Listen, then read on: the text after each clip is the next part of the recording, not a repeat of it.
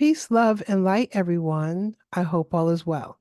This is your girl, Serena, and I am back to share a little bit more about my chronic Lyme disease journey. So, some questions that have come up since the last video that I posted was, what all have you been through with the last few symptoms? And how many symptoms did you start off with? So, back in December 2012, there were still symptoms rolling in that month. There was one particular symptom that came about. I started to feel it that November 2012, and that December 2012, it came on like a Mack truck. Now, that symptom has gotten better, prayers up, but it is still with me. So, one of the few symptoms that this is what I deal with on a daily basis is inner ear disturbance. So, my right ear, um, I could actually feel like the pressure and everything like that. Sometimes there's a lot of ringing in my ears, um, but it's only the right ear. The left ear is totally fine. I have been through the gambit of ENT doctors, testing, you name it. But those tests actually confirmed that the right ear is off. Now, unfortunately, you can't see the inner ear. There's not a test or anything that can see inside your inner ear. That would be magnificent. So many people would be healed from things like vertigo, chronic vertigo, and disequilibrium. So with inner ear disturbance, what happens? For example, inner ear disturbance is one thing, and then I also have neurolyme. I have inflammation of the brain and lesions in my brain. I had about 13 or so lesions. I'm down to just a handful of lesions, so my brain is healing. We're trying to see, and I believe that it is, the ear and the brain, everything talks to one another, but one thing is off or everything is off. There's miscommunication. It's like a bad argument. Okay. So, an example of inner ear disturbance. One thing is disequilibrium. You can be standing still, but feel like you're moving. Sometimes it could feel like the floor underneath you is moving. If you turn too fast, you can get a bit dizzy. After a long car ride, this is why sometimes it takes me time to recover after I do long car rides. And I love long car rides. I'm not going to stop doing them. I actually couldn't do them for a while because of Lyme disease.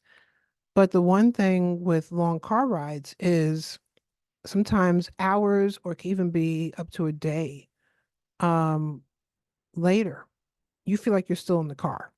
You feel like you're moving back and forth um, because your ear has not been told we have stopped driving. You could be standing in a grocery store line and all of a sudden you feel uncomfortable. You have to start kind of moving around because you feel like you're moving. And sometimes you feel uncomfortable standing still. This is what inner ear disturbance can do. This is what disequilibrium can do. We believe that my central nervous system is in flux. It has gotten better, but it is not back to 100%. And that is also a part of it. So I deal with that symptom on a daily basis, believe it or not. I have intermittent symptoms. Praise God, they're intermittent. And I believe full fledged that they will be in remission. I believe all my symptoms will be in remission. But one symptom well, my medical team and I have talked about is the shortness of breath. So one of my misdiagnoses, and some may laugh. I know I was laughing when I heard this. They were like, "Oh, we think you have asthma." I was a marathon runner. Okay, I actually ran a few marathons. I ran three full, two halves. I think I would know if I'm asthmatic. Okay. But that's either Lyme disease or there is a co-infection, Babesia, that I have been diagnosed with a couple of times. And Babesia and also Bartonella can cause shortness of breath. You could be minding your business and all of a sudden you become short of breath. So I actually have a pulmonary doctor. I actually have inhalers to help me on those days, but I will say with the use of looking at my deficiencies, looking at different minerals, trace minerals, micro and macronutrients where my body may need a little bit more of, it has been getting better. Knock on wood and prayers up. But when allergy season comes about, I have to be very careful. When mold, so mold is big with Lyme disease. Everybody should be fearful of mold, period. But those with Lyme disease, like myself, we are extra sensitive to mold, a lot of, water damage in the home. And when mold remediation has not happened, that can cause shortness of breath. So those are two of the symptoms. A couple of others that I have. One is heart palpitations. It goes hand in hand with the fight or flight and also with the shortness of breath and inner ear disturbance. When you're feeling off, your heart kind of kicks up a notch. But I have a cardiologist. That's one of my other doctors I have. I have a cardiologist. I also have, like I said, I have neuro Lyme. So I get MRIs of my brain and spine. It has now dwindled down to once every year and a half to 2 years. There was one point where I had to get an MRI every 6 months and go in that tube. So, yep, I go in the MRI machine. I go to a couple of favorite spots. I know the technicians there. They're like family. I've been getting MRIs of my brain and spine since December 2012. First, it was my brain only, and then we instituted the spine as well, just to make sure. So I just wanted to come by. I'm not here to depress people. You see, I'm smiling during some of this because it has gotten better, and I'm so grateful and thankful. I'm a Lyme warrior. I'm a Lyme survivor. There are some of my Lyme brothers and sisters who have lost their lives because of Lyme disease, and I am still here and I'm thriving. And I pray for those who have lost their lives. I pray for their families. But the one thing I will do is I will keep fighting. I will keep going strong until these symptoms are in remission. And I plan on sticking around for a long time. I just pray that prayer.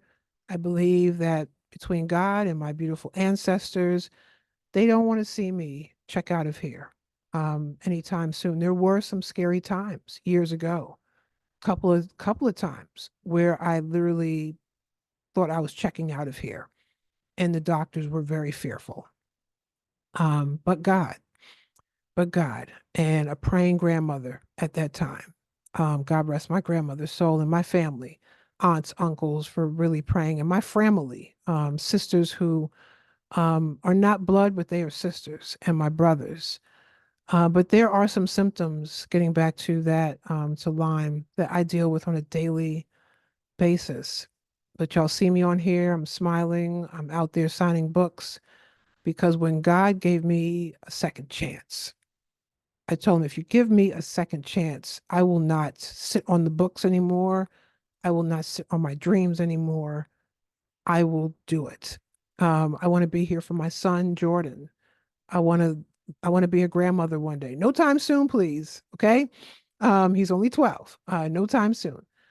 But that's a prayer for all of us who are Lyme warriors. We want to feel well and we want to be heard because there are doctors, there are practitioners, there are insurance companies, there's government that they don't want to believe in chronic Lyme. They don't want to cover our costs. And it gets very, very costly. So that's my time for today. I know this is a bit of a heavy one, but I just wanted to share some of what I go through on a daily basis. So I tell people, don't look at the facade, the book cover. Like, oh, she's good, she's fine, she's healed. Um, I am healing, but I'm still battling. And there's a few of us, many, well, not just a few. I have a few that I know personally. We're battling together, but there are, they say thousands, it's really millions across the globe who have Lyme disease, and we are battling every day for a cure, for remission, to be heard, and for our costs to be covered and to be well. So that is my time for today. Come back, check me out for another chat about chronic Lyme during this Lyme Disease Awareness Month. Thank you for listening. I really appreciate your ear. Take good care and many blessings.